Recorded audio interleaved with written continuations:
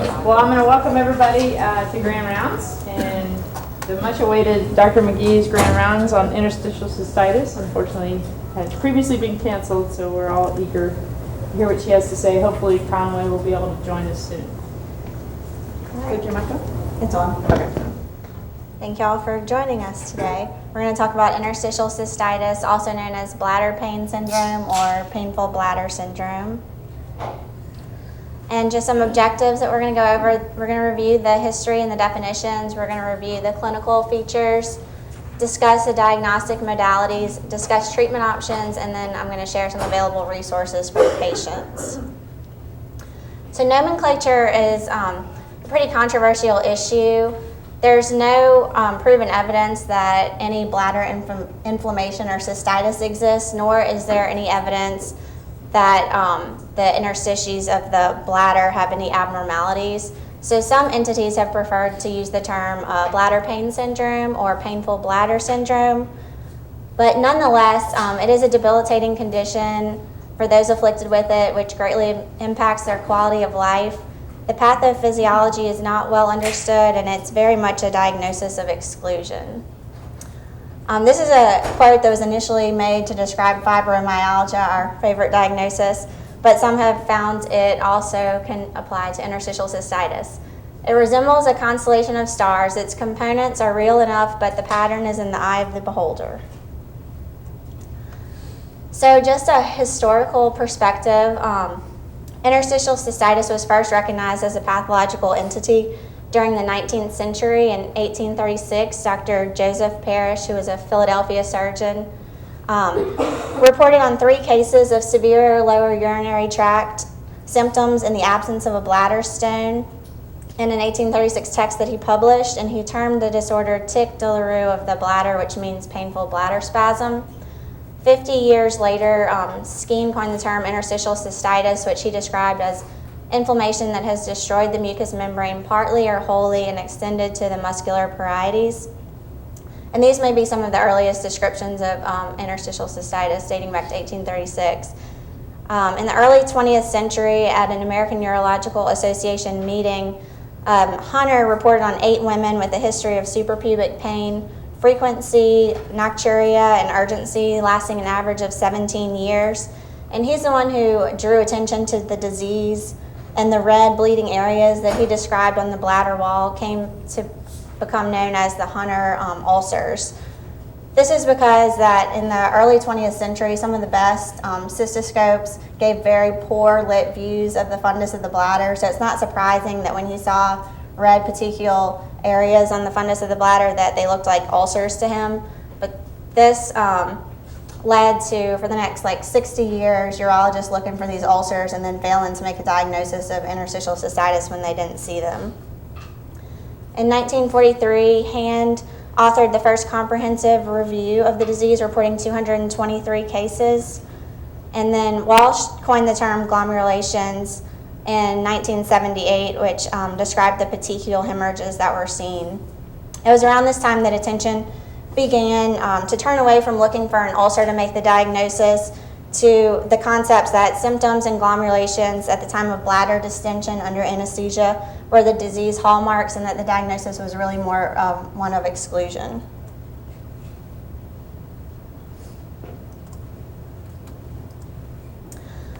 So in 1987, the National Institute of Diabetes and Digestive Kidney Diseases established criteria to try and define interstitial cystitis. There are 2 categories that you had to fulfill. They had to have at least one finding on cystoscopy, either the glomerations or the classic Hunter ulcer, and then one of the following symptoms: pain associated with the bladder or urinary urgency.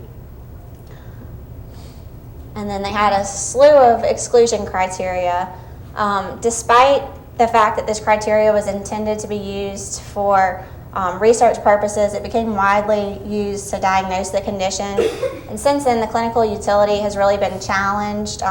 Many women who are diagnosed with IC fail to meet this criteria, and it's generally accepted that this criteria is too restrictive. So their current stand is IC is any cause of urinary pain not attributable to other causes. There's still no general consensus on the definitions.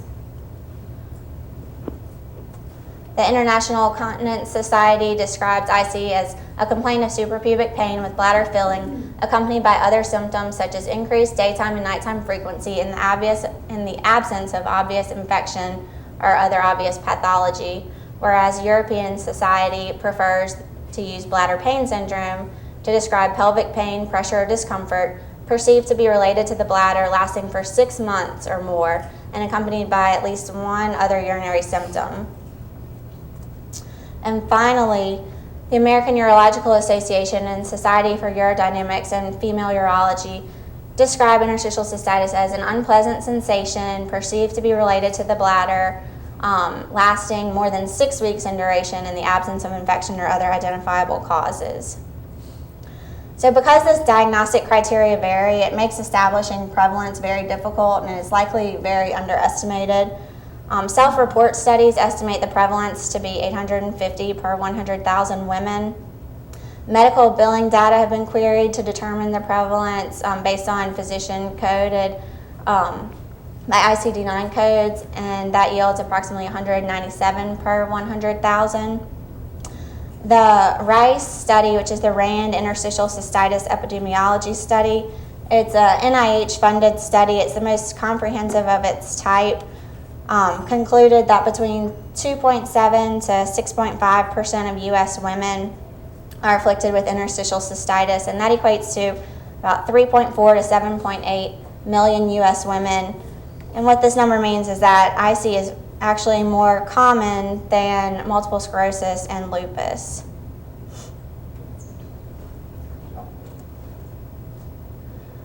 So risk factors are not well established. It seems to be diagnosed most commonly in the 4th decade or later. It's 4 times more common in women than in men. It's more commonly diagnosed in Caucasians.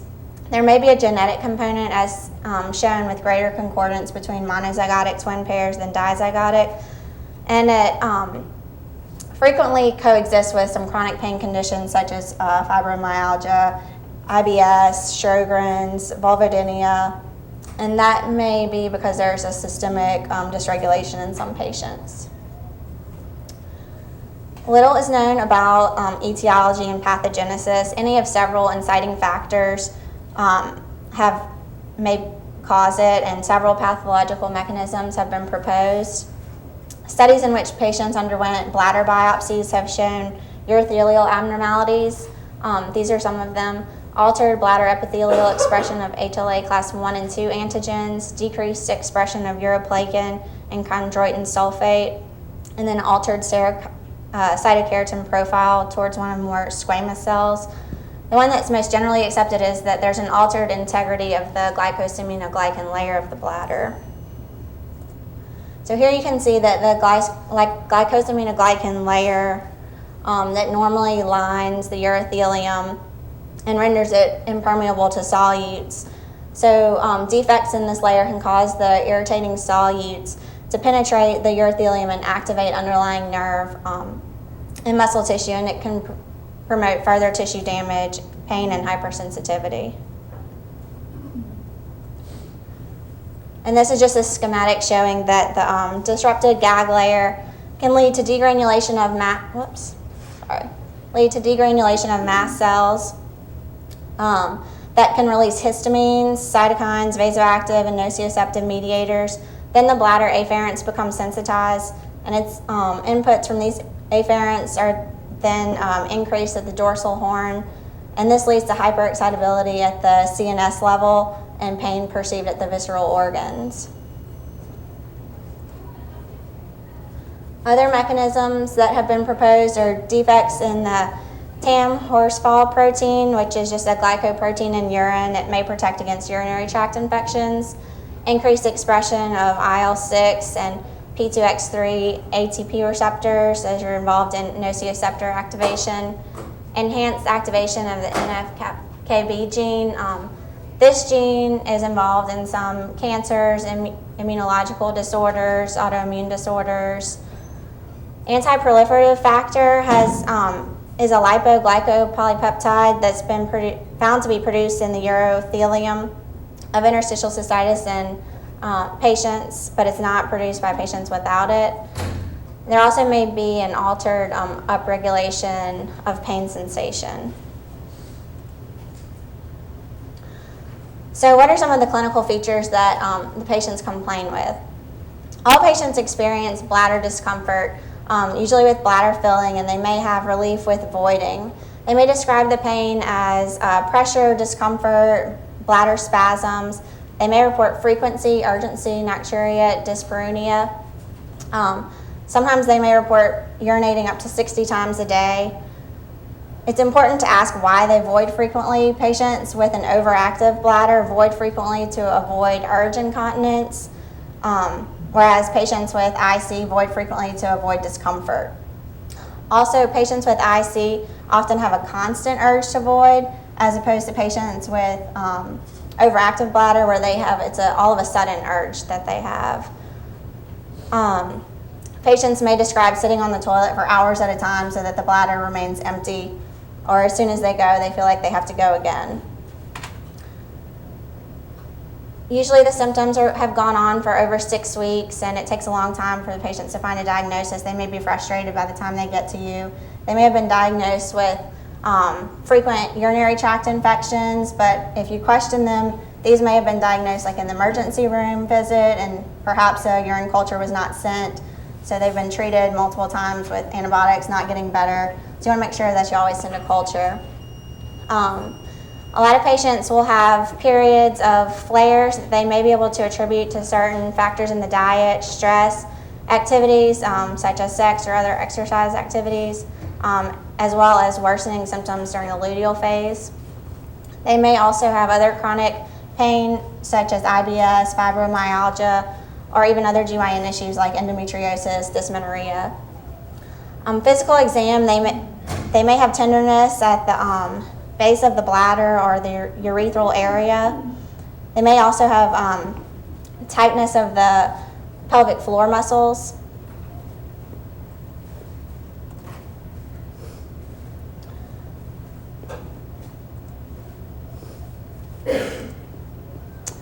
So in that RICE study, they also performed quality of life surveys, which showed many patients experienced disruption of home and work life. 50% reported an inability to work full-time, 75% reported dyspareunia, 70% reported sleep disturbances, and 90% had affected daily activities.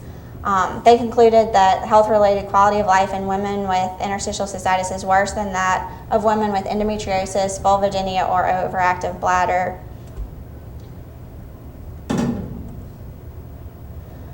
So for the diagnostic evaluation, the goal is to identify characteristic features and then exclude other conditions. Elements of the history that you want to elicit are if patients have recurrent UTIs, like I was saying, any prior pelvic trauma, surgery, or radiation. Diaries are helpful for patients to recall factors that may worsen or alleviate their symptoms or other patterns that may exist. This can be voiding diaries where they track how much fluid they're intaking and how much they're urinating, as well as pain diaries, and they can correlate it with things that they're eating or stressful events and try to find a correlation. Baseline voiding symptoms and pain levels should also be obtained. All patients should have a UA with microscopy as well as a urine culture to rule out infection. Up to 33% of patients may have gross hematuria.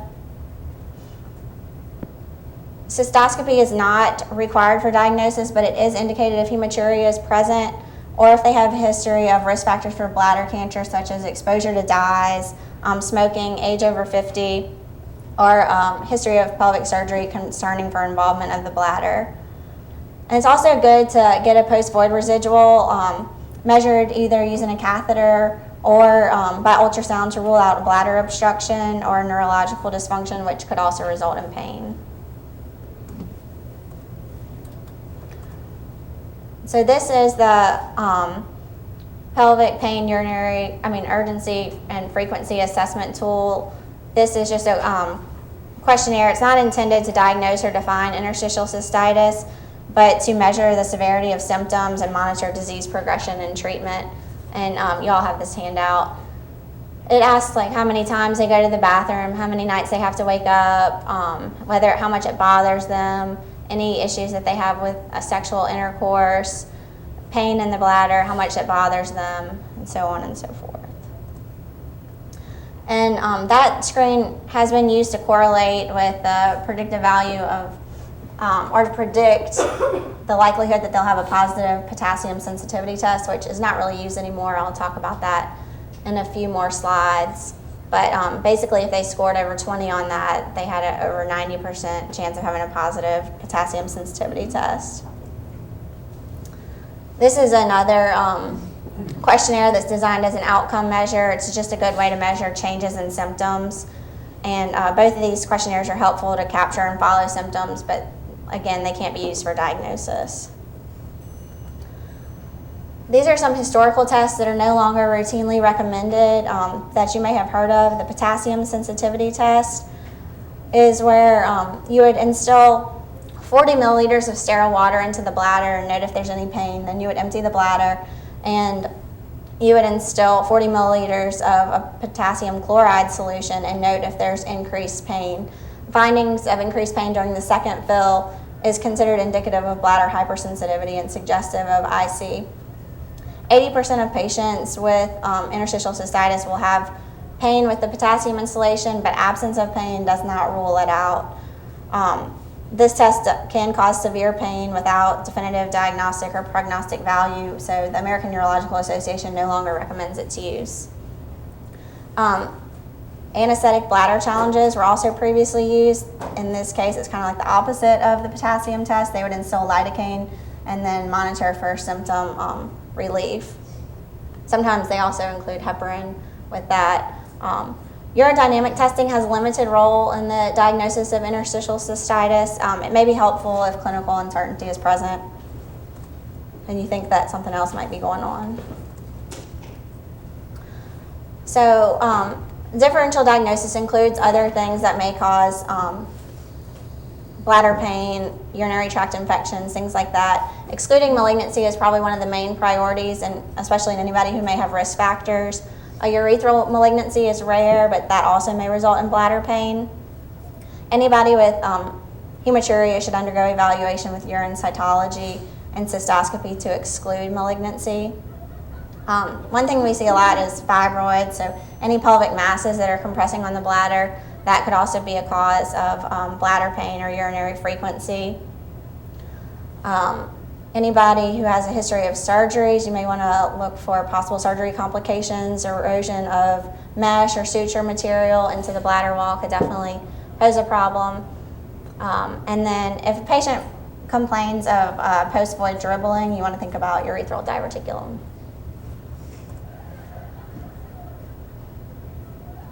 Okay, again, cystoscopy is not required to make the diagnosis. It may be used to further exclude other diagnoses or for patients who fail initial treatment with oral medications. There's no agreed upon findings, but some findings may include a bloody terminal effluent, so that would be when you're removing the cystoscope. If the fluid that comes out is not clear and bloody, that could be one sign. Glomerations or petechiae, crackling of the mucosa, and Hunter ulcers and decreased capacity.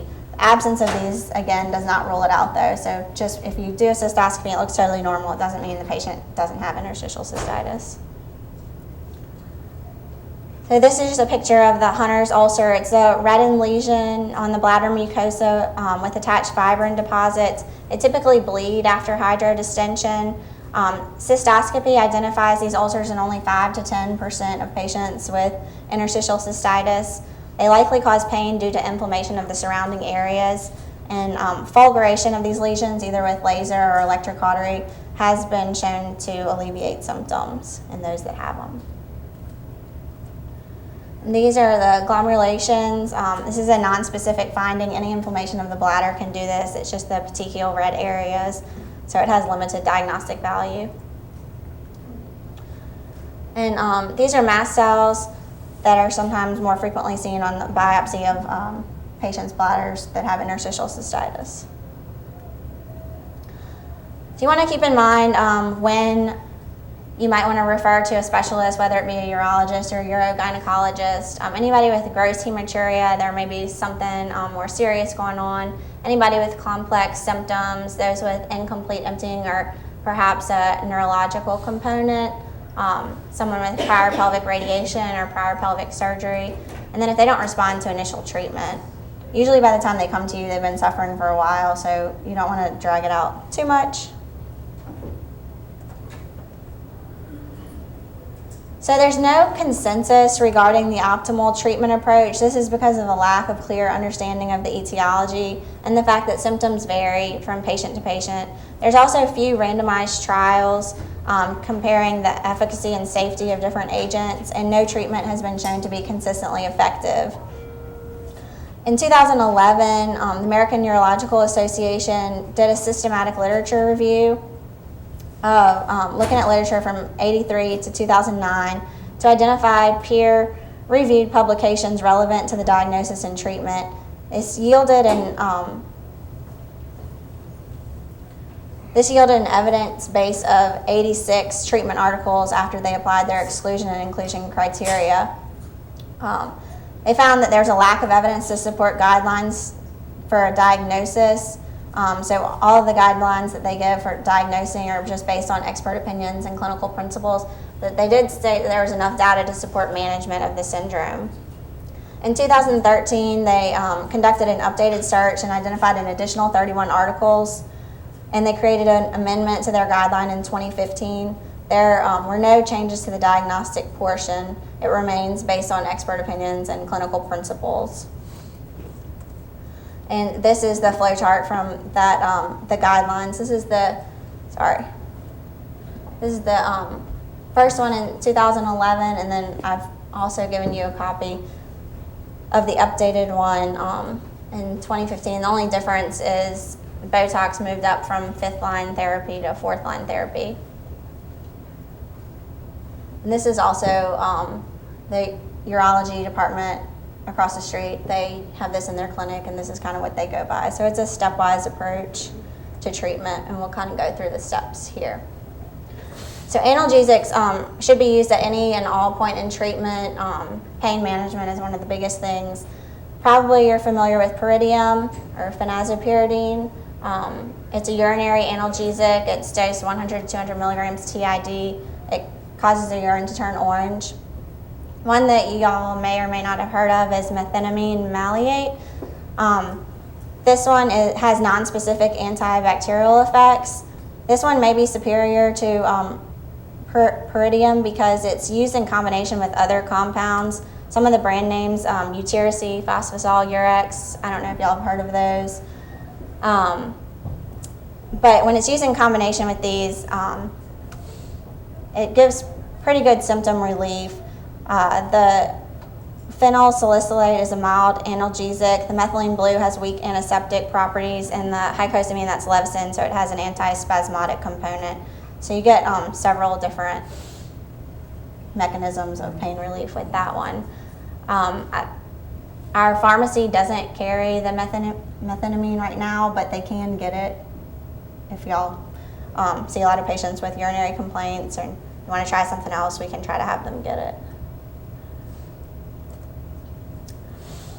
Part of the first line therapy is patient education. Patients need to understand the chronic nature and the long diagnostic process, and they need to have reasonable expectations. You can counsel them that adequate symptom relief is achievable, but it may require multiple trials of different therapies. It's also important to treat any comorbid conditions, including vulvodynia, endometriosis, IBS, or fibromyalgia. And then psychosocial support is also something to keep in mind. At the end, I'll go over some patient resources, but there's the Interstitial Cystitis Association and Interstitial Cystitis Network. And some patients also benefit with psychotherapists who may have experience dealing with chronic pain patients. So the mainstay of treatment is behavior modifications. Patients with mild symptoms, this first line therapy may be effective alone, but the majority require additional therapy. Dietary triggers are highly variable. Some of the common irritants are caffeine, alcohol, artificial sweeteners, and hot pepper. Patients can undertake an elimination challenge diet where they eliminate these highly problematic foods from the diet and then introduce them back one by one, like after 48 hours or after their symptoms resolve, and then note if they have worsening symptoms. A lot of times patients can tolerate these in moderation. It's just if they're drinking maybe 3 glasses of coffee a day, they may notice it's worse. Or certain alcohols, like red wine is 200 times more acidic than white wine. Things that have like acidic juices such as margaritas. I wanted to serve margaritas, but they wouldn't let me. Lime juice, things that are highly acidic may be worse than like a beer. So it takes a little bit of work on the patient's part, but if you counsel them appropriately to try to keep the diet and try to identify the triggers, they'll be a lot happier in the long run. Stress relief such as meditation, imagery, and deep breathing may be recommended. Bladder retraining may be required in order to suppress urge. I talked about the symptom diary. Fluid management. A lot of patients have worse symptoms when the urine is concentrated. They may avoid hydrating a lot because of fear of pain on urination, so they may not be drinking a lot, but if you encourage them to drink a lot of water and the urine becomes more dilute, then the pain may be less. Also, you want to ask them if they're drinking a lot of cranberry juice. A lot of people have heard of cranberry juice to prevent urinary tract infections. Well, cranberry juice in the interstitial cystitis setting makes it much worse because of the acidity of it. Most citric juices for that matter, but there are like low acid varieties of orange juice and some other low acid things. Effectiveness of behavior modification has been supported by prospective data from 136 patients who were treated with a program of education, symptom management, fluid management, diet modification, and bladder training. And at 12 weeks, 45% reported moderate or marked improvement in symptoms.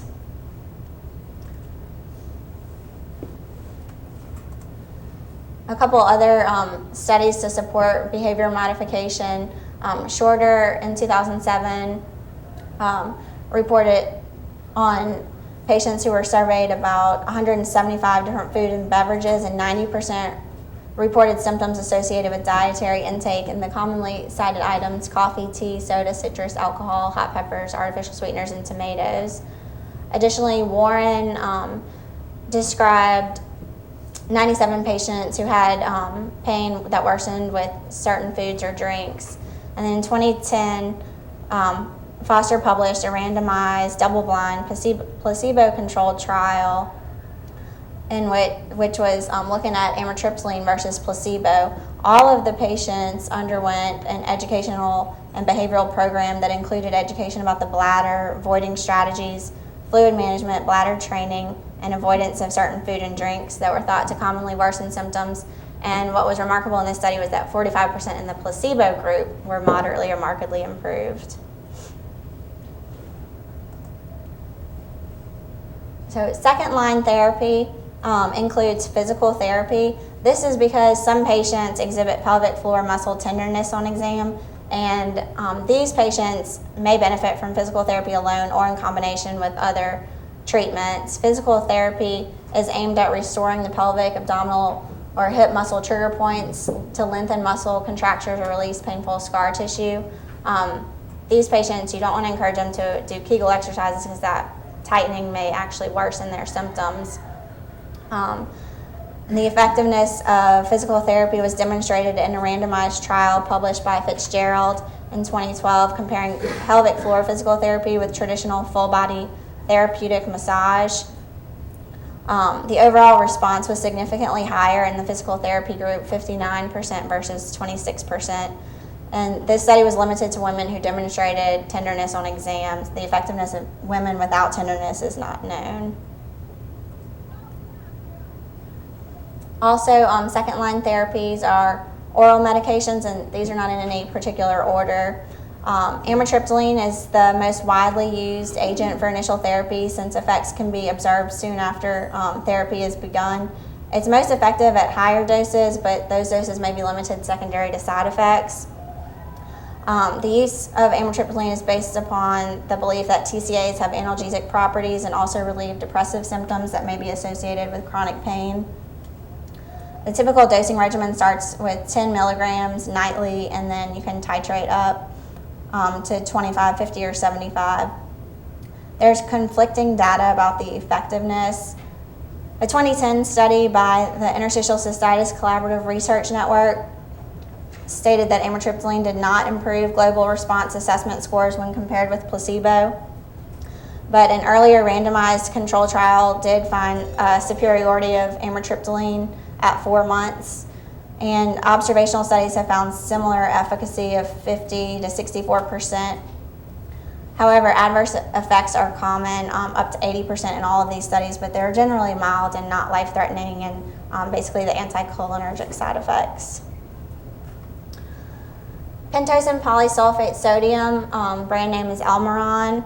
It's the only FDA-approved medication for the treatment of interstitial cystitis. It's a heparinoid compound with a mechanism of action that's not completely understood. The most accepted proposed mechanism is that it reconstitutes the deficient protective glycosaminoglycan layer over the urothelium. The dose is 100 milligrams TID, and it's important to counsel patients that symptom improvement should not be anticipated for 3 to 6 months because it's got to rebuild that protective layer. One of the side effects of this is also hair loss, which is very common. It's mild and reversible. Another big issue is cost. So I contacted Lois Anderson to find out if we had any benefits here. The cash price, the dose is 100 milligrams TID, so they would need 90 a month. The cash price for 100 tablets is $815. So I don't really know anybody who wants to spend $800 a month on a medication that they'd have to wait 3 to 6 months for to even see if it works and then have their hair fall out, possibly. But any patients who have free care who are willing to try it, they can get it at our pharmacy for $43 a month. The effectiveness of Elmiron is, there's been 5 randomized trials comparing to placebo, and it showed modest benefit for symptom reduction based on this randomized trial data. 2 of the 5 found no difference, but 3 of the 5 found significant improvement in symptoms. Another drug to try for second-line therapy are antihistamines. They're thought to work by blocking histamines released by the degranulating mast cells. This is based on the hypothesis that hypersensitivity is part of the pathogenesis. Hydroxyzine is an H1 antagonist that's the most commonly used. There's limited and inconclusive data on the efficacy of it. Typical dose is 25 to 50 milligrams at bedtime. There's no high-quality data. Only one randomized trial, which had 31 patients each, did not find significantly higher response rate. And then cimetidine or Tagamet is the H2 blocker, and its interest is based on its anti-inflammatory properties, but there's few data to support its use. But these both have minimal side effects. For cimetidine, only one randomized control trial studying this medication in the population was found to be more effective than placebo at reducing suprapubic pain and nocturia, and the dose was 400 milligrams BID. There were also 2 small observational studies that found clinically significant improvement in approximately half of the patients. Another one that's sometimes used in the literature is Singulair, but it wasn't part of that algorithm, so I didn't include it here.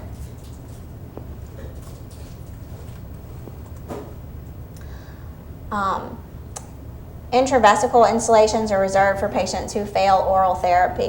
Their use is limited because they're associated with a short-term exacerbation of symptoms, and they require multiple visits for bladder catheterizations.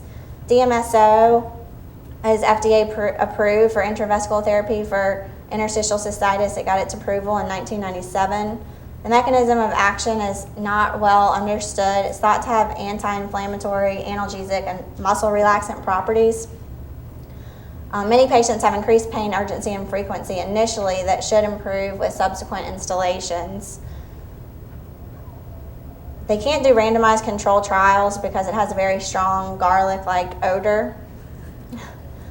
One trial, though, that was not randomized, did show improvement after a series of 4 installations at 2-week intervals.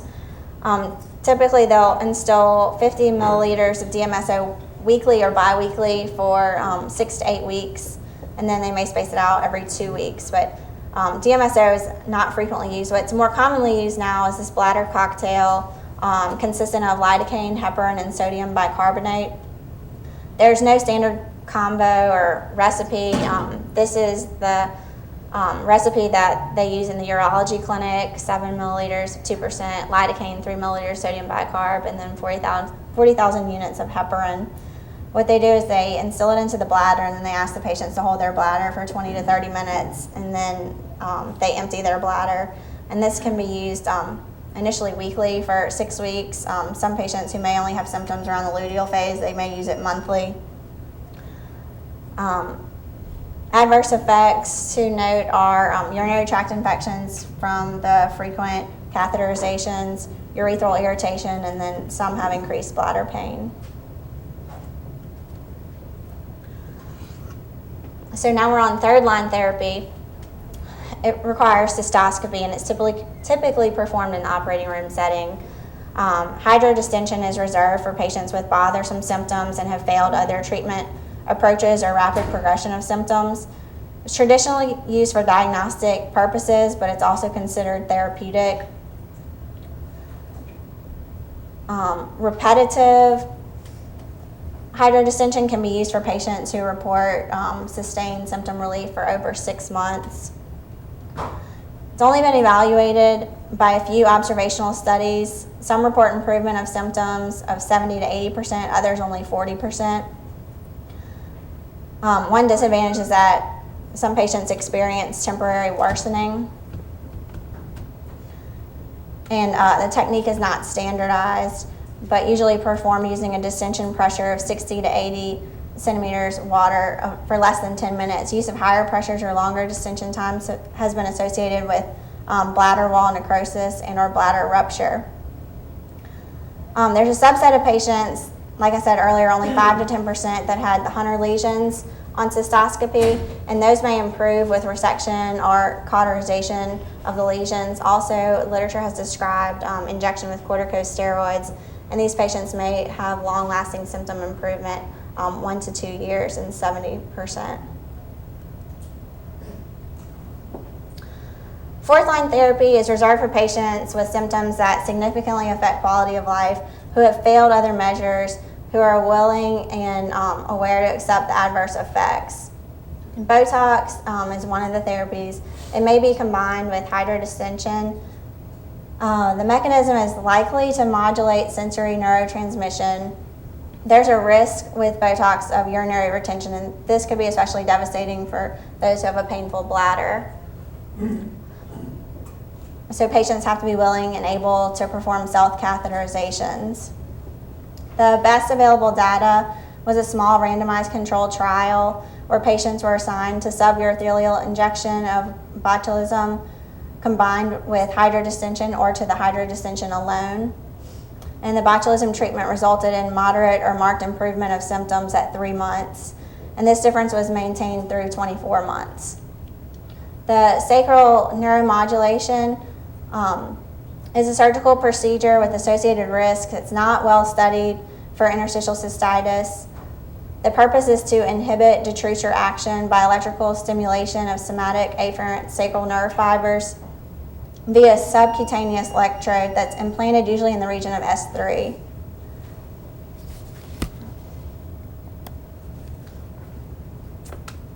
Interstim is one of these implantable devices. It's been approved for treatment of urinary urgency and frequency, but not for interstitial cystitis. There have been observational studies from less than 30 patients that suggest it's associated with a decrease in voiding and frequency and bladder pain in IC. Fifth-line therapy, cyclosporin A. This is an immunosuppressant drug which interferes with growth and activity of T cells. It's been reported to decrease symptoms in some patients with IC, especially those who have the Hunter lesions on cystoscopy, but it's limited by adverse effects of immunosuppressant drugs. The only randomized control trial looked at 64 patients to evaluate cyclosporin compared to Elmiron, and it looked at 6 months of treatment and found that cyclosporin had significant better results for improvement on a symptom scale and reduction in urinary frequency. However, they did have increased adverse effects more than the Elmiron group. Long-term follow-up results were reported by 2 of the observational studies, reported continued relief with the cyclosporin A for up to 5 years. And 6-line therapy, or a last resort treatment, is urinary diversion with or without cystectomy or substitution cystoplasty. The urinary diversion surgery involves using a section of bowel to divert urine from the ureters to either a stoma in the abdominal wall or a pouch created within the abdomen that the patients can self-cath. It will reliably relieve symptoms of frequency and nocturia, but pelvic pain can still exist. Even if concomitant cystectomy is performed, pain in the diversion pouch has been reported. In substitution and augmentation cystoplasty, a section of the bladder is removed and it's replaced with a section of the patient's bowel. So the bladder will continue to store urine, and urination occurs through the untouched urethra. There's many potential problems with this procedure. If they remove the trigone area of the bladder, then there's increased risk of urinary retention. But if they don't remove the trigone, then they may have persistent pain and recurrent ulcers. So this was the first multi-center prospective cohort study of interstitial cystitis patients. It was published in 1993 to better understand the diagnosis and course of IC. I just wanted to include it to show the large number of treatments that exist and have been tried for interstitial cystitis. So they enrolled 581 women between 1993 and 1997, and the number and types of treatments that the patients were on at entry were recorded. And that revealed that there was a total of 183 different physician-prescribed treatments for urinary symptoms that were reported at study entry. And here you can see how many were on multiple drugs. These were the 10 most common physician-prescribed treatments for IC. The Elmiron, the oral PPS, that one was not as common because it got FDA approval in '97, so probably a lot more on it now. And you see that cystoscopy and hydrodistension was most frequent. It's not required to make the diagnosis, but it likely reflects that it was used for diagnostic properties as well as therapeutic utilization. So, in conclusion, the large number and variety of treatments reported at baseline in women enrolled in that study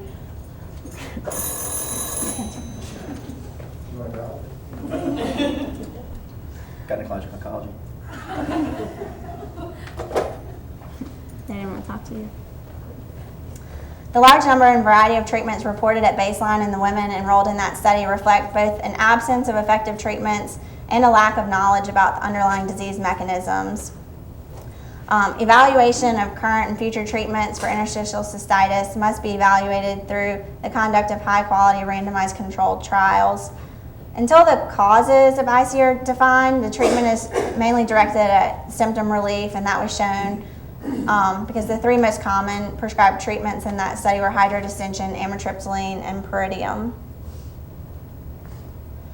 So just to share some resources for patients, icnetwork.com is a patient support forum. They put out a quarterly magazine subscription, the IC Optimist, written for patients and providers. IChelp.org is done by the Interstitial Cystitis Association. It's a patient advocacy group, a nonprofit charitable organization. Dr. Robert Moldwin wrote this book, The Interstitial Cystitis Survival Guide, which emphasizes methods to diagnose IC as well as different treatment strategies. There's also an app. There's more than one app, but if you go on these websites, there's a couple of different apps like to help them with diary. There's also like pain logging so they can try to figure out what are some triggers. If they're shopping at the grocery store, they get little, what are, green or safe foods, orange, or try cautiously, and then red foods to avoid. And then my resources. Any questions? Comments?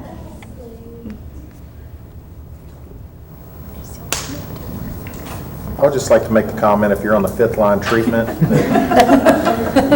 probably should be referring that patient. We got enough crap in gynecology that we can't figure out, like dyspareunia and chronic pelvic pain, to be dealing with this. So by diagnosis, I'd be sending them to a urologist. I did see a study that showed 30%, up to 30% of patients who underwent diagnostic lab for chronic pelvic pain had symptoms consistent with IC. So maybe in those patients that drive us crazy with their symptoms, if you ask about dyspareunia or if they have any bladder symptoms and interstitial cystitis, maybe you'll think about it more. Just a word of caution, methamphetamine is a great drug. Used in cystitis in people with persistent UTI symptoms that are culture negative. Gram twice a day, it turns into formaldehyde, which is the reason it works, and using it too much, too long, you get hemorrhagic cystitis.